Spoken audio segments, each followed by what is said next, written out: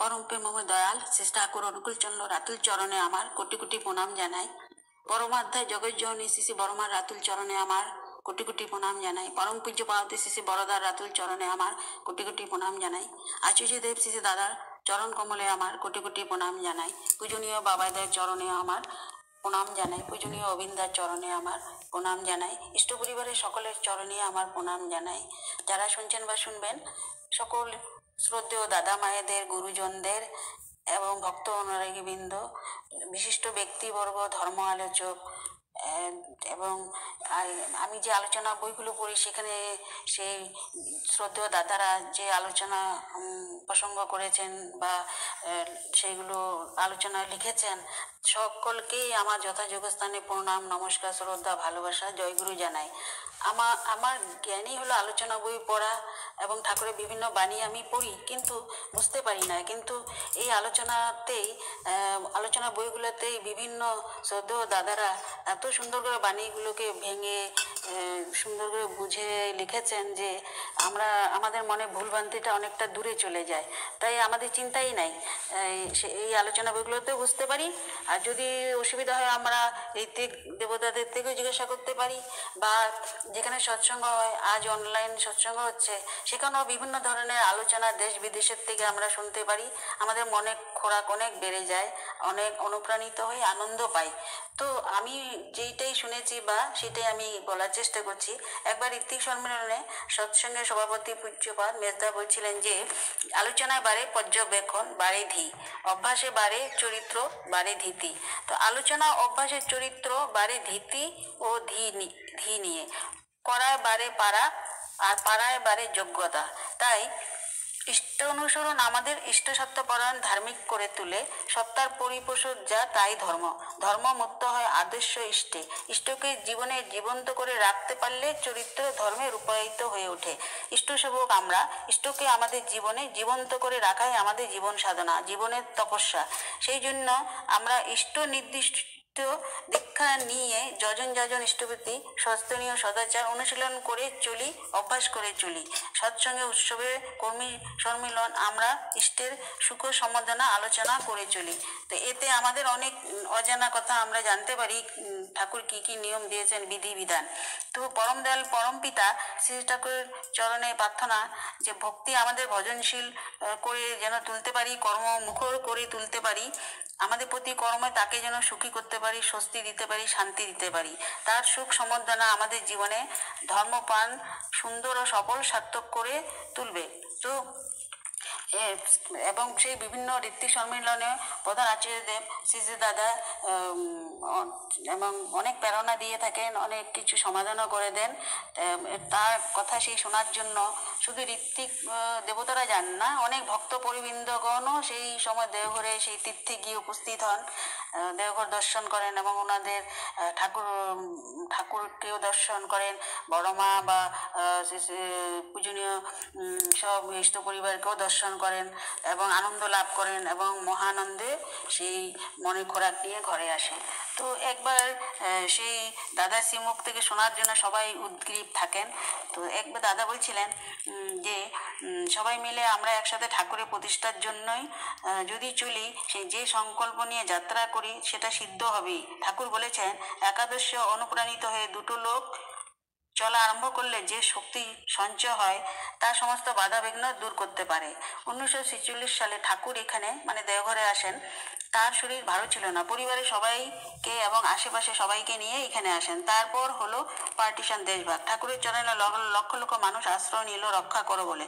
এখানে হাজার হাজার মানুষ, ঠাকুর সবাইকে আশ্রয় দিলেন, রক্ষা করলেন। তখন এখানে ছিল একটা বাড়ি, বড়াল বাংলা। এই বড়াল বাংলোতে সকলেই উঠে। তো আরেকটা বাড়ি ছিল ওয়েস্ট এন্ড হাউস। দেওঘর আসার কিছুদিন পরে ওয়েস্ট এন্ড হাউস, বর্তমান মনমোহনী ধাম, ভাড়া নেওয়া হয়। এই নিয়ে ঠাকুরের থাকা আরম্ভ করলেন দাদা, শ্রী শ্রী দাদা বলছিলেন। তো ওয়েস্ট এন্ড গেস্ট হাউস ছিল। যত মানুষ ঠাকুরের কাছে আশ্রয় চেয়েছে, ঠাকুর কাউকে ফেরাননি। আমার ক্ষমতা নেই, পারবো না বলেন উনি। তিনি সবাইকে আশ্রয় দিতেন, ঠাকুরের কাছে থেকেছে, ঠাকুরের অন্ন খেয়েছে, ঠাকুর লেখাপড়াও শিখিয়েছেন, পরিবারের কল্যাণও করেছেন। তাদের অনেকে হয়তো আর আসে না। ঠাকুর তার পরোয়া করেননি, আশ্রয় প্রার্থীকে আশ্রয় দিয়েছেন। এই হচ্ছে তার ধর্ম। ঠাকুরের প্রকৃতির মধ্যে আছে গড়ে ওঠা। এখানে যে এত বাড়ি, এই বাড়িগুলি যেভাবে গড়ে উঠেছে, এত বিশাল যে সংগঠন গড়ে উঠলো, ঠাকুরের আদেশ করলেন শ্রী পরম পূজ্যপাদ শ্রী বদ্দাকে, মানে শ্রী দাদার পিতাকে। তো সাথে সেই শ্রী বদ্দা আরও অনেকেও ছিলেন, এ করা সম্ভব হলো। তো তাই বলছেন শ্রী দাদা বলছেন, আমরা হচ্ছি পরবর্তী প্রজন্ম। মানুষকে আশ্রয় দেওয়া, কল্যাণের অধিকারী করা, ইষ্ট প্রতিষ্ঠা করা, এই হচ্ছে আমাদের জীবন দর্শন। সবাই যখন সবার উপরে দরদি হয়ে ওঠে, সবাই যখন এক আদর্শে অনুপ্রাণিত হয়ে ওঠে, সংসারের কাজকে অগ্রাধিকার না দিয়ে ঠাকুরের কাজকে অগ্রাধিকারই দেই, এই মন নিয়ে যখন চলি, তখন তার আশীর্বাদ পাই, প্রাপ্তি অঢের হয়ে ওঠে। আমরা এখন এত দীক্ষা দেই, বেশি পরিশ্রম করতে হয় না, সহজে হয়ে যায়। বুকে হাত দিয়ে বলেন, ঘুম থেকে উঠে আমরা যে সংকল্প নিয়ে থাকি, আজ আমি 10, 20 বা 25 জনকে যাজন করে উদ্বুদ্ধ করব, সারাদিন ধরে এই কাজ করে থাকেন। আমরা করি না, না করে আমরা পেয়ে যাই অনেকে। আমরা সকলে যদি সিরিয়াসলি লেগে থাকতাম, তাহলে 1 বছরে 50 লাখ দীক্ষা দিতে পারতাম, নিশ্চয়ই হতে পারত। তো এই করার মধ্যে কতগুলো বিষয় আছে, যা না করলে করাটা দানা বাঁধে না। এই হচ্ছে কল্যাণকামিতা, কাউকে শত্রু না ভাবা। আমার শত্রু করবে করো, আমি তোমার শত্রু নই, আমি দয়ালের দাস, এই আমার অহংকার। তার সেবা করার অধিকার আমায় দিয়েছেন, এই আমার পরম প্রাপ্তি। আমার কাজ হলো প্রত্যেককে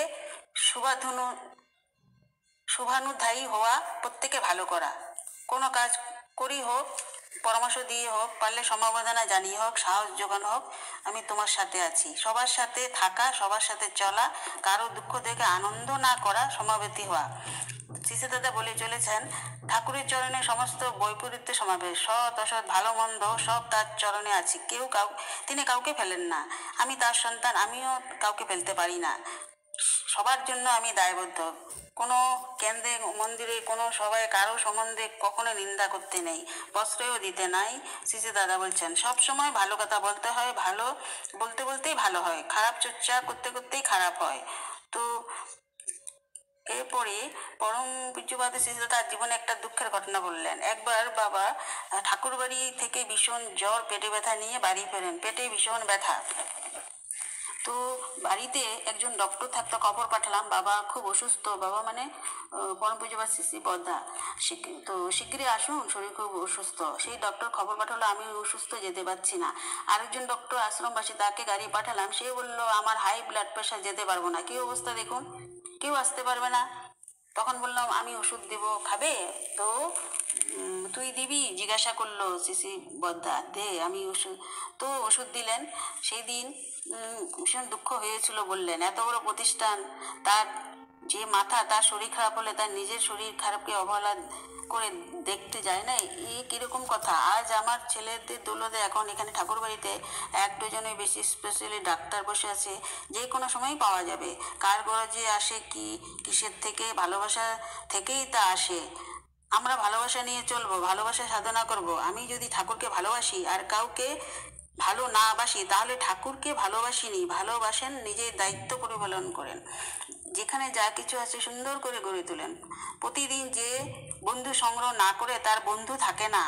আমার চলা এমন হবে, আমি যার সাথে কথা বলি সেই আমার বন্ধু হয়ে যাবে। শত্রুতা করলে শত্রু হবে, বন্ধুত্বের চর্চা করলে বন্ধু হবে। দায়বদ্ধ এবং নিয়ে যার জন্য যা করণীয় করতে করতে চলেন আপনারা। শ্রী দাদা বলছেন, কেউ যদি না করে, আমি করব, এই দায়িত্ব নিয়ে যে করে না, সে পায় না। আপনারা যা করছেন বিরাটই করছেন দাদা, সেই কর্মীদের বললেন সবাইকে। তো আমি পারতাম না, আপনারা অসম্ভবকে সম্ভব করেছেন। করতে করতে আমরা যেদিন সম্পূর্ণ ঠাকুরের হব, পৃথিবী সেদিন স্বর্গ হবে, হবেই। ঠাকুরের চরণে নিবেদন করেন নিজেকে, প্রত্যেকে ভাববেন আমি ঠাকুরের। যত মানুষ আছে, দীক্ষিত অদীক্ষিত, সবাই ঠাকুরের। সবাইকে সৎনাম দেন। সৎনাম দেওয়া একটা বিশাল কাজ। সৎনাম যে পায় না, তার মুক্তি হয় না। সবাই যাতে ইষ্টভীতি করে, স্বস্তিনীবত করে খেয়াল রাখতে হবে। তো এইভাবে তিনি আমাদের সেই ঋদ্ধি সম্মেলনে সবাইকে প্রেরণা উৎস দান করেছিলেন। জয়গুরু, সবার মঙ্গল হোক, এটা আমি চাই। এবং শ্রী ঠাকুরের চরণেও সেই প্রার্থনা জানাই। জয়গুরু। যদি কিছু ভুল বলে থাকি ক্ষমা করে দিবেন, আর যদি বা ভালো লাগে তাহলে আমার এই প্রচেষ্টা সফল হবে। আরও চেষ্টা করব আপনাদের সামনে তুলে ধরতে। আমার কাহিনিগুলো, দয়ার কথাগুলো বেশিরভাগ শেষের দিকেই থাকে, না টেনে সবগুলো শুনবেন। আর প্রতিটা কথাই ঠাকুরের কথা, আমি বিভিন্ন জ্ঞানীগুণী ওনাদের থেকে শুনেই বলেছি এখানে। জয় গুরু।